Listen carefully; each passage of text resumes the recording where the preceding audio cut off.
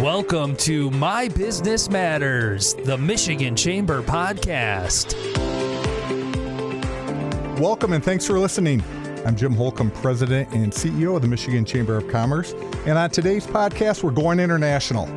We're talking with our special guest, Earl Provost. He's the Ontario Agent General, and we're going to hear his thoughts on Michigan and Canada's close relationship and talk about some key projects between our two countries. Earl, thanks so much for joining us today. Well, thank you, Jim, for the invitation. Yeah, now, what a great title, Ontario Agent General. It's a little different than some of the titles we may hear in Michigan. Can you kind of describe your role and how it fits in the Canadian government? Yeah, well, I represent the government of Ontario, the province of Ontario, and the Midwest United States, and Michigan is part of my territory. The Agent General title is because I have a dual responsibility of political engagement and economic engagement. So because of that, I do as much political work as I do economic work. And my territory, I have 12 states in my territory. Illinois, Indiana, Iowa, Kentucky, Minnesota, Missouri, Ohio, Wisconsin, North Dakota, South Dakota, Nebraska, and Michigan. So because of that, they decided that Agent General was the appropriate title. Yeah, 12 states. Are you on the road a lot? That sounds like a lot to cover. Yeah. Well, yes, I am on the road a lot. I've been to Michigan 8 times since the spring of 2021. And within that territory are 3 Canadian consulates in Detroit, Chicago, Minneapolis. And we work closely with those consulates, with the Trade Commission staff, the political staff, especially in Michigan, to make certain that we are constantly looking for opportunities to partner with Michigan companies and Michigan stakeholders. No, we appreciate whenever you come to Michigan.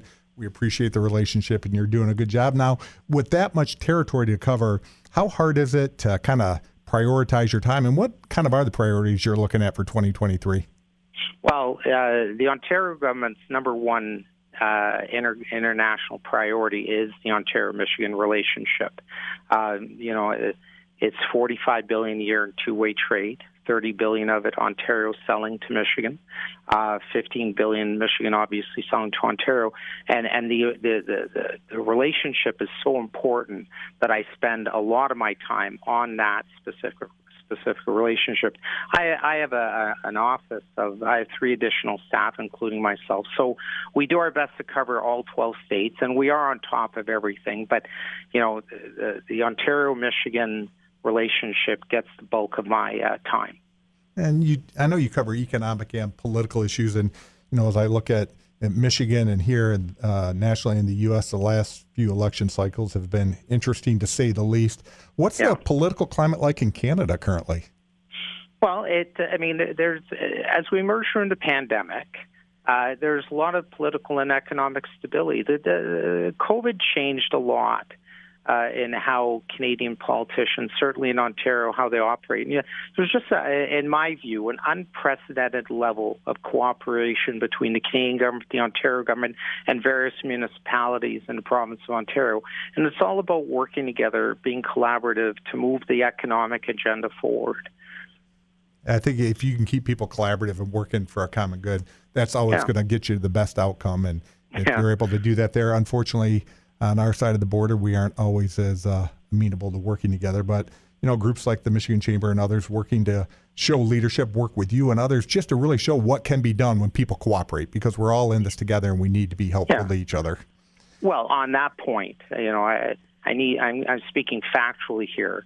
We could not have achieved the level of success we've had in Michigan without the Michigan Chamber of Commerce helping us and connecting us with stakeholders, certain businesses. To be blunt, you being a great partner in moving the Ontario-Michigan agenda forward. And what's good for Michigan, frankly, is good for Ontario. So we're happy to see success in Michigan at all levels. And but we couldn't have done what we achieved, what we've been able to achieve on the Ontario-Michigan agenda without your help. Well, I appreciate the kind comments, and we certainly hold you and your whole team in high regard. It's a great working relationship. And I think it's the way a lot of Michiganders kind of think about Canada. You know, we obviously share a border with Canada and Ontario, and it has a special place in the hearts of a lot of Michiganders. It's like having a close family cousin. Can you help, can you help our listeners understand maybe a little bit more the economic bond that really exists and the importance of our cross-border relationship? Well, I already mentioned the $45 billion a year in two-way trade. We are Michigan's number one trading partner by a wide margin. And there are people in the Ontario government, the Office of the Premier, and senior policy people in the government who think we can build on those numbers significantly by $5 to $10 billion.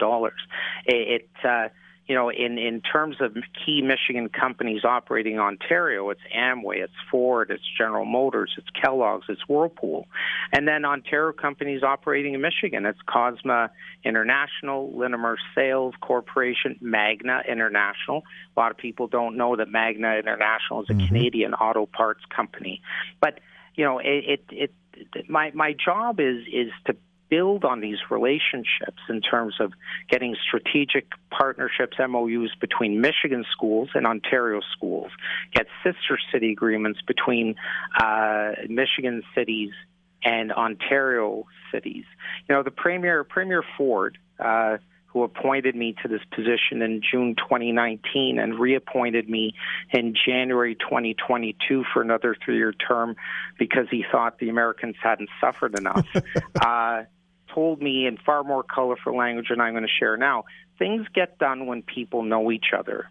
Absolutely. So in talking to your team at the Michigan Chamber of Commerce, once I got to meet them and put a face and name, I am completely comfortable now sending emails or just picking up the phone and calling people. Same with the Michigan manufacturers, same with elected officials, same with senior opinion leaders throughout the state. And this is this is how we'll enhance the relationship, which is already very deep and happened organically because of proximity of Ontario to Michigan as border. We share a common border, a large common border. So I see greater opportunity now that the worst of the pandemic is out of the way and elections are out of the way, and we can start focusing on the relationship. Oh, you're absolutely right, because it is about relationships. It doesn't matter if it's governments or organizations or in your families. It's about trust, relationship, and rapport, and really having just good conversations with people, making sure everybody's on the same page. You've made note a couple times about the great the trade that goes on between our countries, and growing trade is always just going to be a hot topic. I know there's a relatively new memo of understanding between Michigan and Ontario. Can you kind of explain to listeners what that is and why it's important? Well, this was it's an economic memorandum of understanding that Ontario and Michigan have completed. It's an aspirational document. It's not legally binding. But what it does do is create a structure, establish a foundation where to keep the dialogue going and identify areas of additional collaboration and cooperation. The trade partnership between Ontario and Michigan is not all automotive. Michigan does a lot of things very well. A great manufacturing sector that's only getting better. Many consider Michigan the robotics capital of North America. Great education institutions, post-secondary education institutions. So the economic memorandum of understanding is the foundation for that to just identify areas of further, deeper cooperation and really enhance what's already a deep relationship. So the document is complete. Now we're just trying to figure out how Premier Ford and Governor Whitmer will be able to sign it. But, talking to elected officials on both sides of the House, in both the State House and the State Senate, everyone is very excited about this. It's just the potential to do more is really, frankly, quite exciting. So it starts with this economic MOU. Yep, you and I have had the conversation before about just a tremendous ability to grow the region. If we think of Ontario and Michigan as a region and the collaboration together and just the economic engine that comes out of this area and what it could mean for the future, not only for jobs, but goods and services, and really strengthening people's lives, too, when they have good jobs.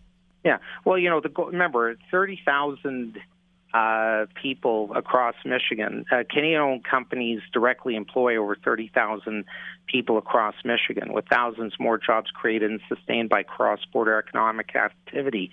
But the real goal is to promote improved access to markets so businesses on both sides of the border can benefit while putting a focus on the cross-border trade between Ontario and Michigan. What's good for Michigan is good for Ontario and vice versa. Our economies are deeply connected. Oh, absolutely. We're so intertwined, like you said, whether it's people or moving the products back and forth. And we've talked a little bit about the good companies on both sides of the border. And the automotive sector, and especially the mobility industry, is certainly an area of great collaboration. It's a hot topic with many people right now. How do you view the current opportunities in that specific space of the economy? Well, we've talked quite a bit with the Michigan Economic Development Corporation around electric vehicle infrastructure on both sides of the border. And, there was an announcement yesterday from the Canadian government. And Ontario's working closely with the Canadian government to make certain that moving forward, infrastructure on the Ontario side is ready for electric vehicles, ready for hydrogen. Critical minerals and their utilization in building the EV battery supply chain of the future is a huge area of joint research, right? Collaboration, business opportunities, supply chain creation between Ontario and Michigan. And Ontario is committed to unlocking the potential of Northern Ontario, the Ring of Fire. We've talked about that before. The Ring of Fire, Northern Ontario. So it's about building the infrastructure and building the local relationships with First Nations leadership to make certain that we can access those critical minerals, which are essential for the EV supply chain. And we're continuing to build more infrastructure and invest in infrastructure. So, because we got to get this stuff into, through Windsor into Michigan, we got to make it a part of the auto sector and auto manufacturing sector. I wanted to make another point that. It's a critical area of opportunity between Ontario and Michigan, and we have the chance of working together to become the leading manufacturer in the world of alternative energy vehicles and alternative energy too. Based on what Windsor and Detroit do, they did a joint bid for Amazon a couple of years ago. And one reason why Detroit got the Super Bowl back in 2006 was because Windsor was able to provide additional hotel rooms and restaurants to supplement an already strong Detroit bid. So I envision an opportunity where Ontario and Michigan can submit joint bids on different projects and just have a very unique collaborative partnership as we move forward in a post-pandemic world with choppy supply chains with China, India, and Southeast Asia. Ontario and Michigan are uniquely placed to do some pretty cool stuff. Yep, we would agree, and I don't think anyone thinks that there's no one state, country, or region that's going to do this on our own. Yeah. We're going to have a transition to a new energy future, and it's about how do we work together to make it efficient and cost-effective. Exactly. So, if Ontario were a country, I got to get this in here. If Ontario were a country, it would be the United States' third largest trading partner after Mexico and China. And we're just talking Ontario. I mean, I'm paid to like Ontario and promote Ontario. Proud Canadian, but still paid to represent Ontario. Now, it's, we can't ever get together and have a conversation with you and I without talking about the importance of infrastructure, and we're certainly tied together on many of these fronts. But there's two specific areas where I'd like your opinion, one on the Great Lakes Tunnel and one on the Gordie Howe Bridge. So when you're talking about the Great Lakes Tunnel, are you talking about Line 5? Correct, Line 5. Okay. Well, I've been on 2 phone calls with Governor Whitmer and Premier Doug Ford, and that subject came up both times. The Premier presented Ontario's position, the Governor presented her position, and that was it. I mean, there's too much at stake on the Ontario-Michigan agenda to let that one issue get, overly heated and confrontational. Mm-hmm. So it's before the courts. The government of Canada has invoked the 1977 treaty, Canada-U.S. Transit Pipeline Treaty, to ensure the continued operation of the Line 5 pipeline. Enbridge has done a good job of reassuring stakeholders that, it's going to be safe. Our friend Deb Muchmore, who is an amazing person, and that's another reason I've had any kind of success in Michigan. It's you, the Chamber of Commerce, Deb Muchmore, pretty much in that order. She's worked hard to working with Enbridge and the Ontario government to make to present the safety of that pipeline, the tunnel. Mm-hmm. But Line 5 is about the economic and energy security of the Great Lakes region. Yes. It cannot be shut down. The whole purpose of Line 5, and it was because before that they were using barges and trains and trucks to transport product.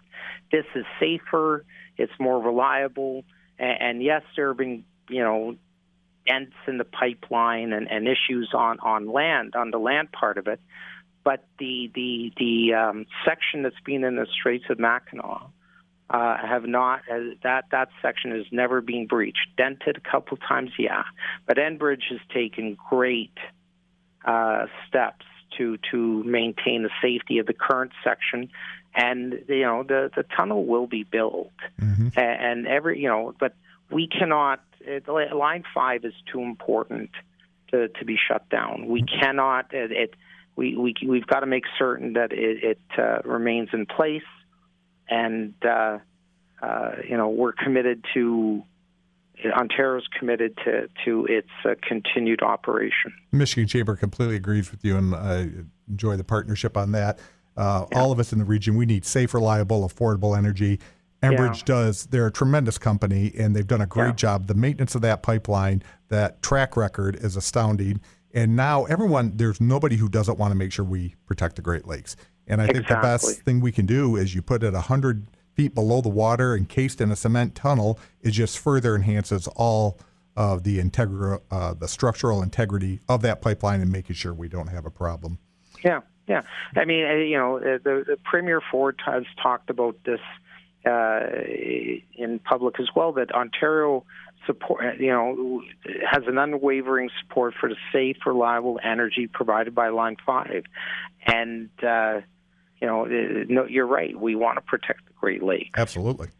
So, but you look, when you transport stuff by barge or train, or truck, I think that you open the situation to less stable, less reliable transportation methods.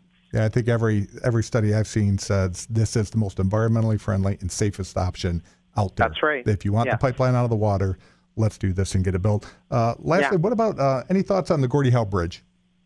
Well, I mean, that is going to be a game changer. So, Canada's former Consul General in Detroit, Joe Comartin, in the spring of 2021, pulled together transportation experts in his territory. So that's Michigan, Ohio, Indiana, Kentucky. And Ontario's top transportation expert also joined this working group to find ways to enhance current supply chains and create new ones. So the Gordie Howe Bridge, when it's complete, will go a long way to alleviating the stress that's on the current Ambassador Bridge and other supply chains between Ontario and Michigan, Ontario and the United States. With the less reliable supply chains to China, India, Southeast Asia, you've seen a significant uptick in manufacturing, domestic and traditional manufacturing in Michigan in particular. I know this because I talk to you. I know this because I talk to the Michigan Manufacturers Association. So these manufacturers are concerned that with all this new product and new demand for their product in Ontario, that they can get their product in and out of Ontario in a timely manner. So the Gordie Howe Bridge goes a long way to address those concerns. It's a game changer. The Windsor-Detroit Gateway is the busiest Canada-U.S. commercial land border crossing. 7,100 trucks cross each day, and the corridor handles about 25% of all Canada-U.S. trade, and that's only going to increase. And when it gets easier to get product in and out of Ontario, when it gets easier for Michigan manufacturers and businesses to get their product in Ontario and get people across the border faster on both sides, I mean that's a game changer. Like, that's exciting. And so I think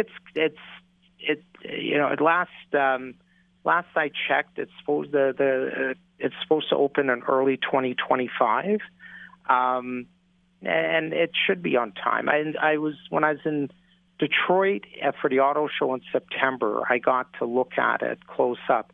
It's impressive. Oh, it's spectacular. Yeah. It really is, and we agree with you. What a game changer, and what a benefit it's going to be to both countries. And again, like we talked about, it's about trade, it's about growing the region, it's about good paying jobs, it's about improving the lives of everybody on both sides of the border, and that bridge is certainly going to do it. Going back to Line 5, I mean, that's why the LIUNA in Michigan and the Carpenters Union in Michigan support the continued operation of Line 5, because those are very good paying jobs. So they support the continued operation of Line 5. Yep. Well, Earl, unfortunately, that's going to have to be our last word. We've run out of time. Thank you so much, not only for joining me today, but also, you're a trusted partner, not only with myself, but a lot of people in Michigan. We appreciate your commitment and passion. Thank you. Can I just say, for people who need to contact me directly, it's earl.provo at international.gc.ca, and to contact me anytime for anything. Absolutely, and always reach out to the Michigan Chamber. We'll make sure we get anybody who needs to get contacted with you, Earl. We'll make sure they get to you. Fantastic. Well, Jim, thanks for the invitation. Thank you, and of course, thanks to everybody who's listening today. Make sure to tune in to our next episode and subscribe for easy notifications. And until the next episode, let's make sure we're all working together to move Michigan forward.